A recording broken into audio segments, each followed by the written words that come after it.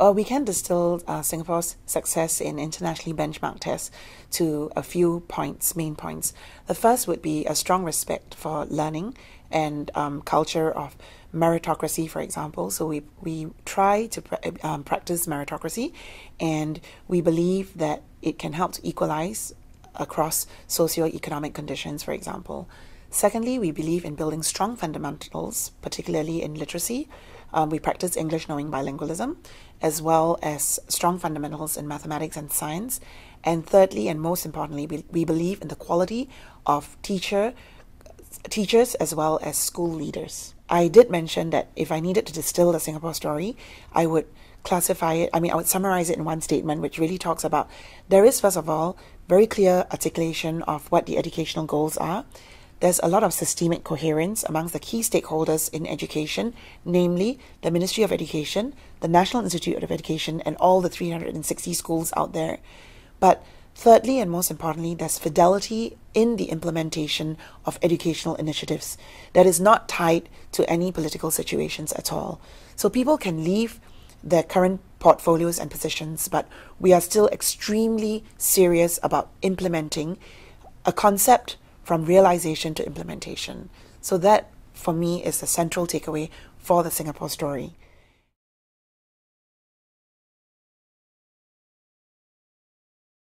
There is no such thing as a bad school in Singapore, very, very frankly, because the vision is that every school is a good school. So it is really about, and the way that we divide up, try to be quite equal in the division, is that by default, the child's elementary grade 1 school would be within a 1 kilometer or half a mile radius from where you live. In such a situation, we then ensure that there's equal representation of the different ethnic groups and socioeconomic classes, if at all. In fact, even in terms of the Gini index, which measures economic equality in the country, you would know that there is quite a lot of economic equality and equity within the country. So in a sense, there is no real bad school in Singapore, but what we are interested in is about low progress learners in every school. If there are low progress learners, we have shown you the figures, we are trying very, very hard to try to bring them up to achieve at least the minimum benchmark standards so that they do not lose out in terms of, for example, the OECD average. So we have a range of schemes.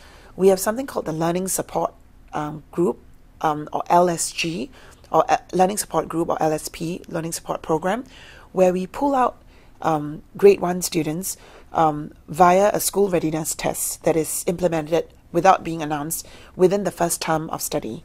And what happens is that these students are then pulled out for extra classes and helped up to a point where we feel that they can integrate back into the mainstream system. So you do not forever stay in learning support or forever are identified for enrichment. The minute you have leveled up with your peers, you can leave the learning support group and go back to the mainstream classrooms for learning. And you would still, by the way, continue your main classes, but it's just that you have other pull-out support classes to help you to achieve in math and science according to what your peers are performing.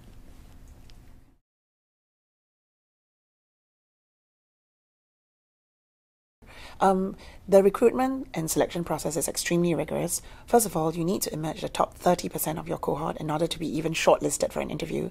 And the interview process itself is taken very seriously. And what we're looking at is aptitude, attitude, personality issues, and dispositions towards teaching. So that further weeds out at least another 50% of those who are interested to come into teaching.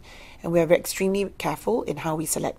So it's from the top 30, and from there, the interview process weeds out another 50%. So we're really looking at the top 10 to 15%. Then we put them through a very rigorous pre-service teacher education program that is centralized at my institute, which is the National Institute of Education. First of all, the Ministry of Education decides how many teachers we would need at replacement level and beyond. And for the last 5 to 10 years, we have frankly been on an oversupply mode because we wanted to meet the target of about 33 to 35,000 teachers in all schools. We have now reached the target. So at replacement rate, and we talk about replacement caused by a few people leaving the profession for all sorts of reasons, maybe they have a young family or retirement, for example, that would require about 1,001 to 1,500 teachers. So if we are looking at replacement, the ministry then decides that that is the amount of teachers to recruit. But at the expansion phase, the ministry recruited and they determined the number that is far beyond replacement rate. There is no possibility of a person being selected into the pre-service training and not having a job, because the minute they are selected into the profession, their tuition is being paid for and a job is actually guaranteed, because they do have to serve a bond in repayment for having a paid salary when they undergo training, as well as having their tuition fees paid for. So there is absolutely no situation where a teacher graduates from pre-service and is then not placed in schools unless they fail the program.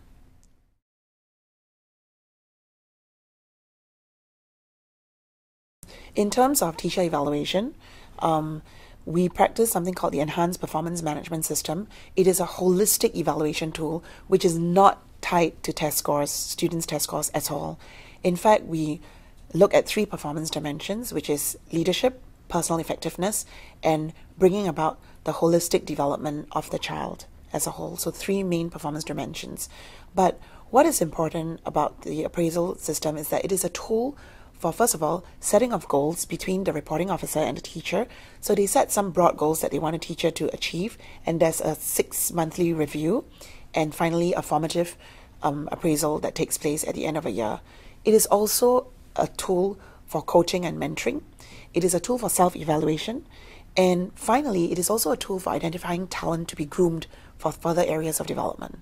Even though the appraisal system has a lot of other broader goals, it's also meant to really grade the teachers according to a normal distribution bell curve.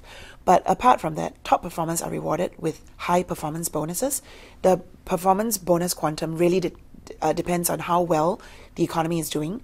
But the low performance can be asked to leave. In fact, those who are graded E will be put on a performance review of 6 to 9 months, and they can be terminated at the end of that period. So it is a very serious system which rewards the high performance but also terminates the low performers. The reason why we want to move away from test scores is very simple, because our desired outcomes of education is not about every student achieving high test scores, but it's about being able to develop every student to maximize their life's potential and to be able to help them to develop holistically.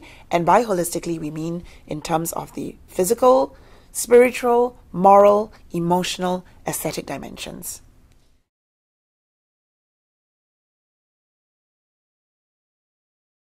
In Singapore, whilst, as you know, we prepare all the teachers in a centralized institute, later on there's a lot of differentiation in terms of teachers being able to realize their career pathways along 3 main tracks.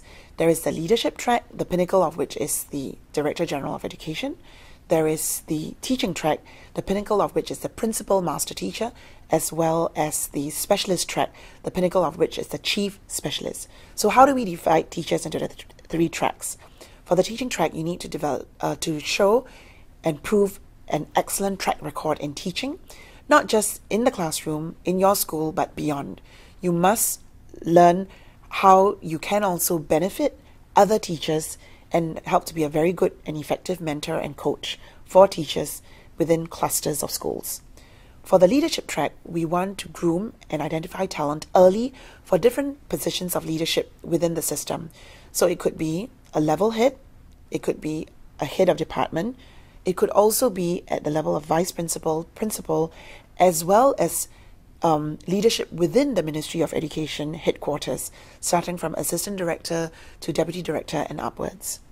The final track, which is the specialist track, is interesting because we would identify need areas in different fields that require specialists in the education system. For example, it could be assessment, evaluation and measurement, it could be counseling, psychology.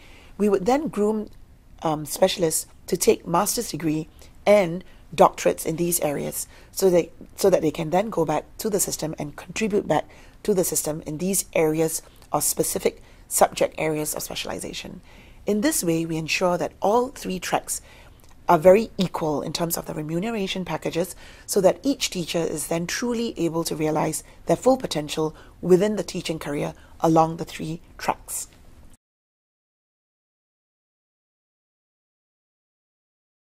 The first phase would be, we are a very young nation, we are less than 50 years old. So our first phase would be what we call the survival-driven phase of education from 1959 all the way up to about 1978. It was about massification of education and teacher training to truly put every child in school through an education system. The second phase, we move on to the efficiency-driven phase. So having put people into schools from the 1970s all the way to the 1990s, we really wanted to be very efficient, and we introduced, for example, streaming at the end of grade 3, at the end of grade 6, for example, so that each and every child can be efficiently taught according to their own abilities. Then we move on to the ability-driven phase, characterized from the late 1990s all the way to 2012. This time, we truly wanted each child to be able to fully realize their potential according to their learning abilities. So this was characterized by broad initiatives like Thinking Schools, Learning Nation, the Master Plans for Information and Communication Technology, the introduction of national education, for example, socio-emotional competencies, etc., came into the picture. And finally, from 2012 to the present, we have what we call moved into the values-driven, student-centric phase of education, where we're now concerned that each and every child is equipped with the right set of values that can help them to succeed in the 21st century global workplace and society. So those would characterize broadly our 4 phases of education thus far.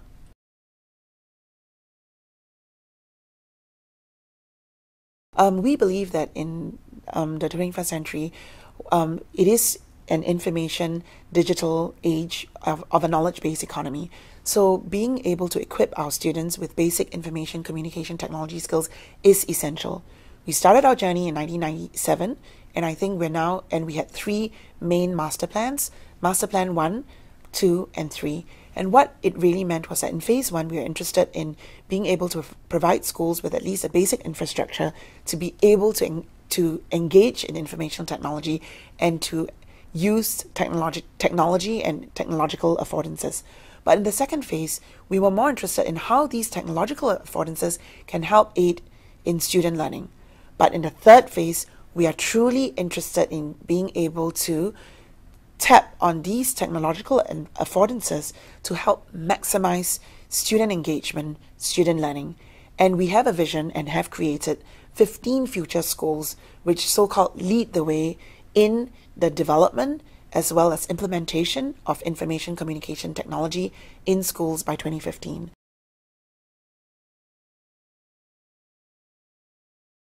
What I would like to suggest is that, first of all, I think the United States is already taking the first big step, which is to get the key stakeholders in education at the same table, having the same conversation. I think that is very important. And what the US could do is to get these educational stakeholders to outline a few broad areas that they would like to focus on.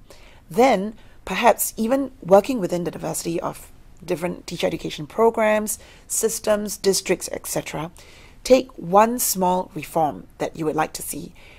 So then everybody goes back and tries to implement this reform and comes back after a little while to talk about where they are, the same people around the same table.